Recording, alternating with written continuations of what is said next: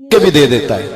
ہر آدمی ماں باپ کے ذریعے پیدا ہوتا ہے. اگر پیدا کرنا چاہے تو جناب عیسیٰ کو بغیر باپ کے پیدا کر دیتا ہے. اگر پیدا کرنا چاہے تو حضرت آدم کو بغیر ماں اور باپ کے پیدا کر دیتا ہے. جب یقین رکھیں, یقین, قرآن مجید پڑھیے. حضرت موسیٰ علیہ السلام فرعون کے دربار میں کھڑے ہیں, چاروں جانب دشمن ہی دشمن ہے. جادوگر آ گئے, انہوں نے سانپ چھوڑے. حضرت موسیٰ کے ہاتھ میں ڈنڈا تھا. حضرت موسیٰ کہتے ہیں یا اللہ کیا کروں؟ تو اللہ تعالیٰ نے فرمایا اپنا عصا پھینک دو. کہنا چاہیے تھا نا کہ یا اللہ ایک ہی تو شے ہے, اتنے سانپ ہے, بچانے کے لیے ڈنڈا ہے وہ پھینک دوں. ڈنڈا پھینکا جاتا ہے, سانپ کو دیکھ کر کے قابو کیا جاتا ہے. یہ میرا اور آپ کا ذوق ہے نا, لیکن انبیاء کرام کا انداز ملاحظہ کیجئے میرے عزیزو. اللہ فرماتے ہیں ڈنڈا, اے موسیٰ ڈال دے اپنا عصا. پہلے نہیں فرمایا کہ سانپ بن جائے گا, فرمایا بس تو ڈال دے. میں اور آپ ہوتے ہیں تو سانپ سامنے ہے, ڈنڈا ہاتھ میں ہے, ہم کہیں گے عجیب بات ہے, یہی تو دفاع کی چیز ہے, اسی کو ڈال دوں تو بچوں گا کیسے؟ کہا ڈال دو. تو حضرت موسیٰ نے ڈال دیا. کہا میرے رب کا حکم ہے تو میرے لیے بہتر ہی ہوگا. اللہ فرماتے ہیں جب موسیٰ نے ڈالا تو میں نے اس ڈنڈے کو, اس عصا کو اژدہا بنا دیا. اب کبھی عصا بھی اژدہا بنے, کبھی چھڑی بھی بہت بڑا اژدہا بنی ہے, لیکن قرآن کہتا ہے جناب موسیٰ نے ڈالا تو اللہ نے اژدہا. بلکہ اس سے پیچھے چلیے, عورتیں کمزور یقین کی ہوتی ہیں نا. جناب موسیٰ پیدا ہوئے تو اللہ فرماتے ہیں میں نے موسیٰ کی ماں کے دل میں بات ڈالی, ماں کے دل میں صندوق میں ڈال کے تو اس کو دریا میں بہا دے. اور بھائی صندوق میں کہہ سکتے ہیں نا آکسیجن کیسے جائے گی, اور دریا میں بچے بچنے کے لیے ڈالے جاتے ہیں کہ ڈوبنے کے لیے ڈالے جاتے ہیں. ماں کے دل میں یقین کمزور نہیں تھا اماں کا. انبیاء کے ماں باپ موحد ہوتے ہیں, دین کو ماننے والے. ماں کے دل میں اللہ نے بات, اللہ قرآن میں کہتے میں نے وحی کی, میں نے القاء کیا, میں نے بات ڈالی. حضرت موسیٰ کی ماں کہتی ہے میں نے ڈال کے نا سمندر میں بیٹا, میں نے سمندر میں بیٹا ڈال کے صندوق میں بند کر کے رب کے حوالے کیا. آپ فرماتے ہیں میرے مالک کا بھروسہ کیا تو پھر میرے مالک کا کام دیکھو, کمال دیکھو. میں نے دریا میں ڈالا, اللہ نے فرعون کے گھر میں میرے بیٹے کی پرورش کرا دی. یہ یقین کہ حضرت موسیٰ کے پاس قوم آئی, قرآن پڑھیے. کہا جناب پانی چاہیے. وَإِذِ اسْتَسْقَىٰ مُوسَىٰ لِقَوْمِهِ, موسیٰ نے اپنی قوم کے لیے پانی مانگا. ہم نے کہا فَانْفَجَرَتْ مِنْهُ اثْنَتَا عَشَرَةَ عَيْنًا, اپنا ڈنڈا پتھر پہ مارو. عقل والا آدمی ہوتا تو اڑ جاتا, کہتا یا اللہ پتھروں سے بھی کبھی پانی نکلا ہے؟ اضرب بعصاک الحجر, مارو پتھر پہ ڈنڈا. اللہ کے نبی نے منٹ نہیں لگایا, ٹھا کر کے ڈنڈا لگایا. فَانْفَجَرَتْ مِنْهُ اثْنَتَا عَشَرَةَ عَيْنًا. اللہ فرماتے ہیں جناب موسیٰ نے ایک عصا مارا, میں نے 12 چشمے جاری کر دیے. تو لے تو اللہ کرتا ہے, اللہ کہتا ہے پڑھ نماز روزی دوں گا, کہتا ہے سوچتا ہوں. اللہ فرماتا ہے آجا مسجد میں تیرا ہو جاؤں گا, کہتا ہے دیکھتا ہوں. رب فرماتا ہے تو میرے محبوب کی غلامی کر, میں تجھے محبوب بنا لوں گا. تو کہتا ہے تھوڑا بڑا ہو کے داڑھی رکھنی ہے, ابھی سیانا ہو کے میں ذرا سرٹیفکیٹ لے لوں اسرائیل سے کہ کتنے سالوں کے بعد آئیں گے, پھر شروع کروں گا. پروگرام بنا رہا ہے, ابھی تو ارادے میں ہے. اللہ کے پیغمبر کا ڈنڈا, اور اس سے زیادہ آگے بات ہو گئی. پیچھے فوج لگی ہوئی ہے فرعون کی, مجمع ہے, ہزاروں لاکھوں کا لشکر لے کے, تلواریں نیزے. فرعون پیچھے, آگے دریا آ گیا. حضرت موسیٰ علیہ السلام کھڑے ہیں, اب کدھر جائیں؟ اللہ پاک نے فرمایا مارو ڈنڈا. کہاں؟ پانی پہ ڈنڈا مارو. اب حضرت موسیٰ علیہ السلام پانی پہ ڈنڈا مارے تو پانی ابلے گا, اس سے زیادہ کیا ہوگا؟ پہلے پتھر پہ ڈنڈا مروایا تو پانی نکلا, اب پانی پہ ڈنڈا مروایا. فَإِذْ فَرَقْنَا بِكُمُ الْبَحْرَ فَأَنْجَيْنَاكُمْ وَأَغْرَقْنَا آلَ فِرْعَوْنَ. اللہ فرماتے ہیں موسیٰ نے پانی پہ ڈنڈا مارا تو میں نے پانی میں رستے بنا دیے. ایک جگہ ڈنڈا مارا تو پانی نکل آیا, دوسری جگہ عصا مارا تو پانی خشک ہو گیا. 12 چشمے بن گئے, 12 رستے بن گئے دریا میں سے. حضرت موسیٰ علیہ السلام گزر گئے, اور اللہ فرماتے ہیں فرعون بھی آیا تو اسے میں نے غرق کر دیا, اور وہ کھڑا دیکھتا ہی رہ گیا کہ بنا کیا ہے. یہ تو بات ہے حضرت موسیٰ کی, میرے مصطفیٰ کے غلام. حضرت سعد بن ابی وقاص قادسیہ کی جنگ کے لیے نکلے, رستے میں دریائے نیل آ گیا. حضرت سیدنا سعد بن ابی وقاص اب کہاں سفر طے کر کے آئے, کہتے ہیں پتہ ہی نہیں تھا کہ دریا آ جائے گا. اب دور دور تک پل کوئی نہیں, صحابہ کہتے ہیں دشمن للکار رہا. حضرت سعد بن ابی وقاص دریا کنارے کھڑے ہوئے, ایمان یقین اور استقامت، ڈٹ گئے. کہنے لگے او دریا، اگر تو حضرت موسیٰ کی نافرمان قوم کو رستہ دے سکتا ہے، محمد عربی کے وفادار نوکر ہیں، ہم تو رسول اللہ کے ماننے والے ہیں، دشت تو دشت ہے، دریا بھی نہ چھوڑے ہم نے، بحر ظلمات میں دوڑا دیے گھوڑے ہم نے. فرمایا چھوڑ رستہ. صحابہ کہتے ہیں اس وقت ہم نے نعرے لگائے جب دریا نے رستہ ہی چھوڑ دیا. کہتے ہیں پھر اللہ رسول پر ہم ذکر کرنے لگے، درود پڑھنے لگے، دریا سے رستے بن گئے. فرماتے ہیں 10,000 کا لشکر گزر گیا. اس پار جب گیا نا تو حضرت سعد بن ابی وقاص نے پھر مجمع پہ نظر ڈالی. فرمایا کسی کی کچھ ہے تو نہیں رہ گئی پانی میں، کوئی دریا میں چیز تو نہیں رہ گئی. ایک صحابی کہنے لگے میرا مٹی کا پیالہ رہ گیا ہے. یار ذرا دیکھیے انداز دیکھیے، مٹی کا پیالہ. او یار چھوڑ پرا، مٹی کا پیالہ کیا ہوتا ہے؟ اب تو مٹی کے پیالے کی بات کرے گا، چھوڑ دے، کیا کرتا ہے؟ اس نے کہا پیالہ میرا رہ گیا ہے. تو حضرت سعد بن ابی وقاص کہنے لگے کیوں ہمارا پیالہ رہ جائے، ہم رسول اللہ کے نوکر ہیں. ایمان، یقین اور استقامت کی دولت. پھر دریا کی طرف دیکھا، کہنے لگے چل یار ہمارا پیالہ بھی واپس کر دے. صحابہ کہتے ہیں دریا کی لہر آئی اور پیالہ بھی واپس کر گئی. اور میرے بھائی جب ایمان کی دولت، یقین کی دولت، اعتماد کی دولت، جو بابا کہتا ہے نا کہ معاذ اللہ تعالیٰ الو کا خون لے آؤ اور شیر کی کھلڑی لے آؤ، میں کالا پیلا نیلا جادو کروں گا، اس پر لوگ دوڑ کے جاتے ہیں، 50-60 ہزار روپیہ بھی دے آتے ہیں دوڑ کے. اور اگر کہا جائے کہ مسجد آؤ 4 رکعت نماز پڑھو، حاضری دو مسجد کی، تو کہتے ہیں معرفت والے ہیں. معرفت والے نمازیں نہیں پڑھتے، وہ کون سی معرفت ہے؟ یہاں اللہ کی بارگاہ میں جھکنے کا، چونکہ یہ لیٹ ہے نا، یہ پتہ نہیں جنت میں جا کے ملے گا، کب ملے گا، معاذ اللہ. لوگ دنیا داری کے معاملے میں پس جاتے ہیں. حکمران نے وعدہ کر دیا ہے سڑکیں پکی ہو جائیں گی، خوشحالی ہو جائے گی، موجیں لگ جائیں گی، لوگ لائنوں میں کھڑے ہیں ووٹ دینے کے لیے، اور تیرے رب نے کہا ہے تو مجھ سے ڈر جا، میں تیری دنیا بھی اچھی کر دوں گا، آخرت بھی اچھی کر دوں گا، تو ادھر آ میری بارگاہ میں جھک. لوگ اعتماد اور یقین کو اوہام پرستی کا شکار ہیں، ہم لوگ وہم کا شکار ہیں، ہم لوگ بدشگونی ایسے ہو جائے گا ویسے ہو جائے گا، ہم ان چیزوں کا شکار. بھائی اعتماد کی دولت پیدا کریں، یقین اپنے اندر پیدا کریں، ایمان پیدا کریں، ڈٹ جائیں رب رسول کا نام لے کر.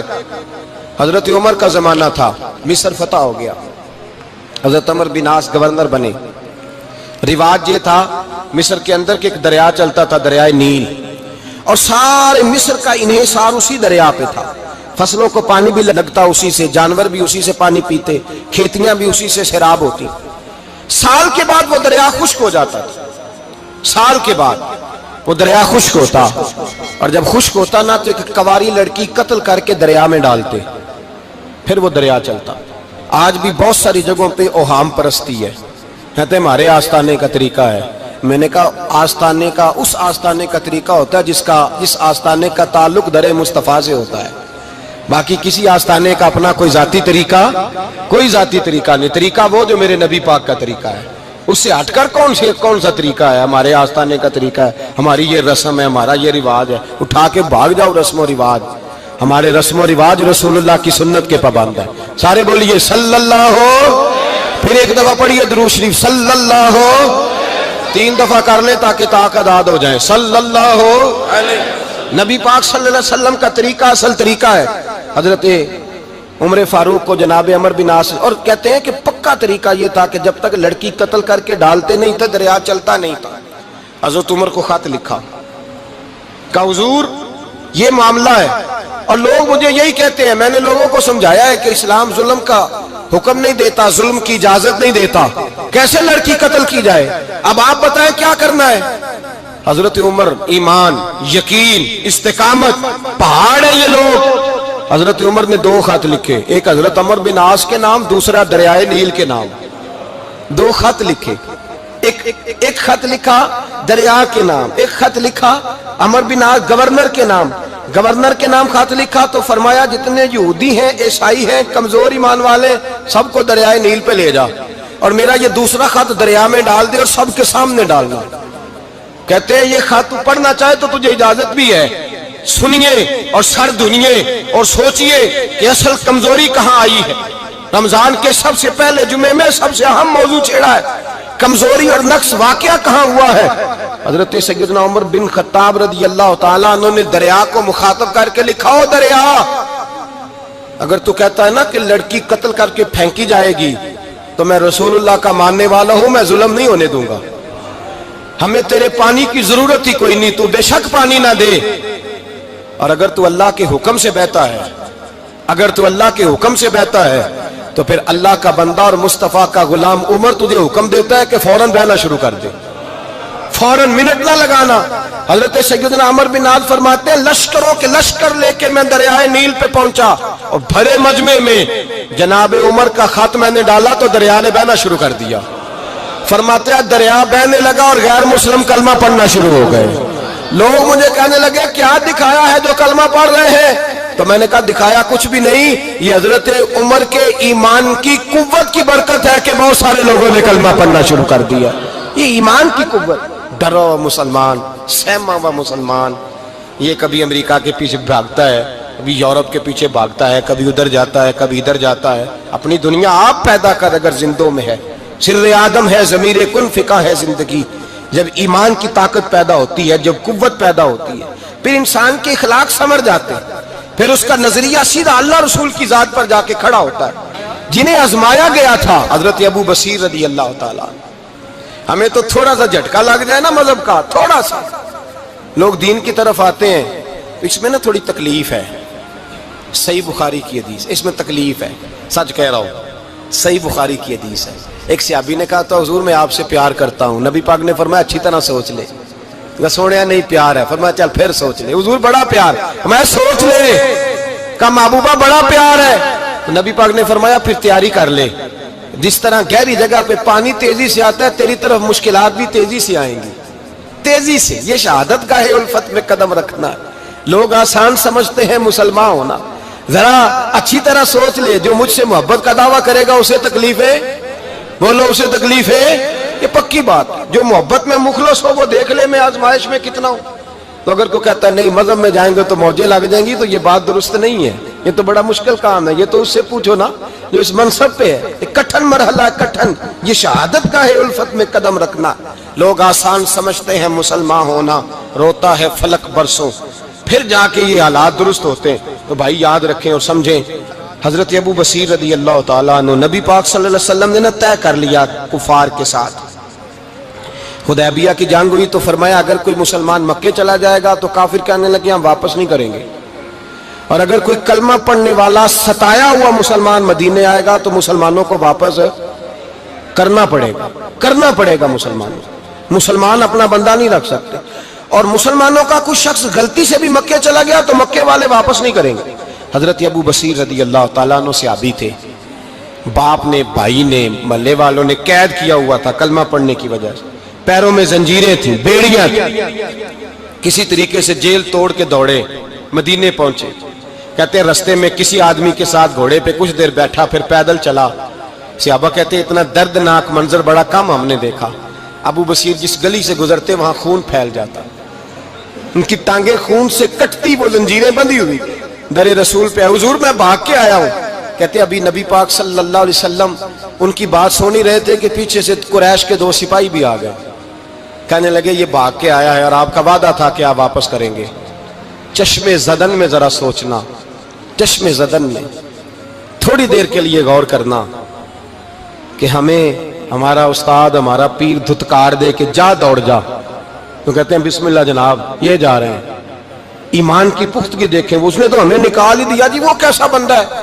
یہاں تو کسی کے یہاں کوئی فاتحہ پڑھنے نہ جائے تو لوگ بگڑ جاتے ہیں، کہتے ہیں اس نے سلام نہیں لی، فاتحہ نہیں پڑھی، بس ختم، اس کو احساس ہی نہیں۔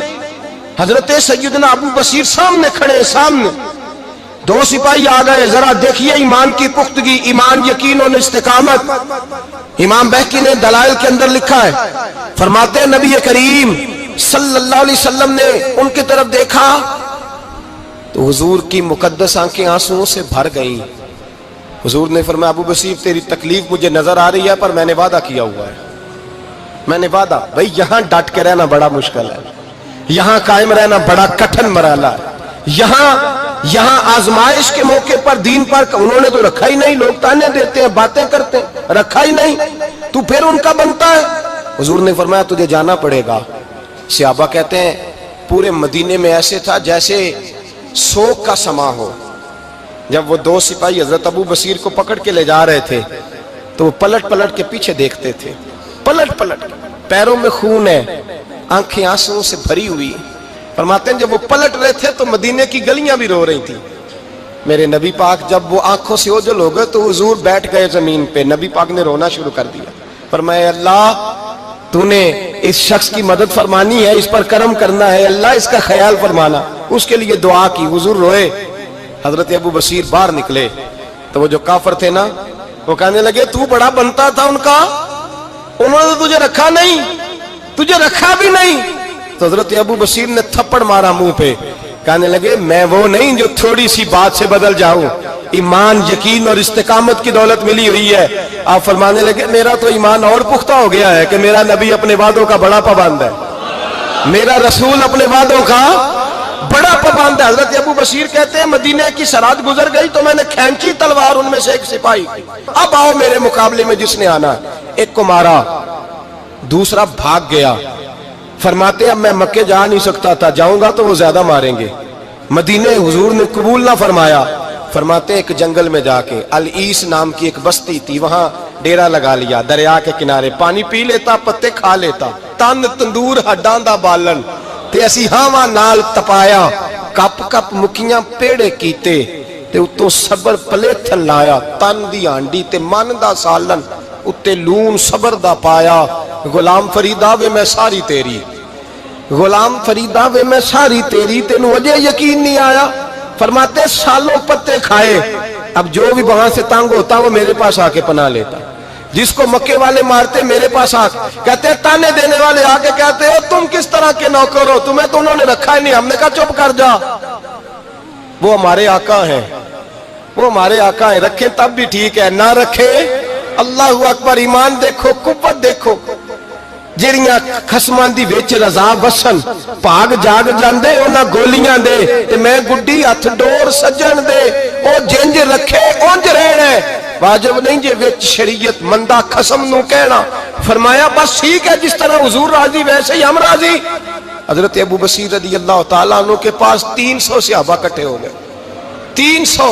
حضرت ابو بصیر جب مدینے کی سرحد سے گزر رہے تھے نا تو نبی پاک نے ایک آواز دی تھی، فرمایا ابو بصیر ایک وقت آئے گا کہ میرا پیغام تجھ تک پہنچے گا، ایک ٹائم آئے گا۔ حضرت ابو بصیر سے جب کوئی کہتا نا کہ زندہ کس بات پہ ہو تو فرمانے لگے مصطفیٰ کے فرمان پہ بڑا یقین ہے، بلاوا آئے گا، مجھے بلاوا، مجھے یقین ہے کہ مجھے بلاوا، بڑی امید ہے سرکار قدموں میں بلائیں گے، اور کرم کی جب نظر ہوگی مدینے، مجھے یقین ہے کہ مجھے بلاوا۔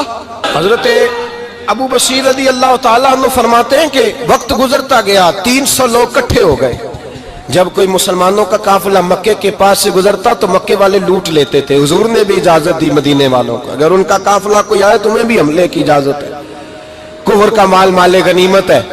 حضرت ابو بصیر کہتے ہیں جب بھی ہمارے قریب سے وہ رستہ تھا شام کی طرف جانے کا، جب بھی کافر گزرتے ہم ان کے قافلے پکڑ لیتے، لوٹتے، ہم بھی ان کو اس طرح کی سزا دیتے جو مسلمانوں کو دیتے تھے۔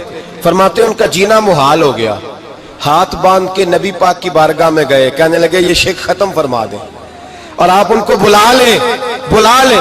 حضرت ابو بصیر فرماتے ہیں میں بوڑھا آدمی تھا، دن بھر میں کام کرتا، محنت کرتا، اس علاقے میں کھیتی باڑی کرتا، جب رات ہوتی تو میں کسی پہاڑ کے ٹیلے پہ بیٹھتا اور مدینے کی جانب منہ کر لیتا اور میں انتظار کرتا بلاوا کب آئے گا، کب حضور کا پیغام آئے گا، میں انتظار کرتا۔ حضرت ابو بصیر رضی اللہ تعالیٰ عنہ بیمار ہو گئے، شدید بیمار، سخت بیمار تھے تو قریش نے شیخ ختم کی۔ حضرت ابو ہریرہ کہتے ہیں نبی پاک نے 2 صحابہ کو رکا دیا، فرمایا جاؤ اسے جا کے کہو آ جائے، اسے کہو آ جائے۔ صحابہ کہتے ہیں ہم پہنچے تو ان کا آخری وقت چل رہا تھا، آخری ہجکیاں تھیں، ایمان اور یقین دیکھو، آخری ہجکیاں۔ لوگ کہتے ہیں ابو بصیر وقت آ گیا، وہ کہتے ہیں نہیں ابھی وقت نہیں آیا، وقت تب آئے گا جب نبی پاک کا بلاوا آئے گا، حضور کا وعدہ تھا وقت تب آئے گا جب میرے نبی کا بلاوا آئے گا، ابھی بلاوا نہیں آیا تو ابو بصیر کا وقت بھی نہیں آیا۔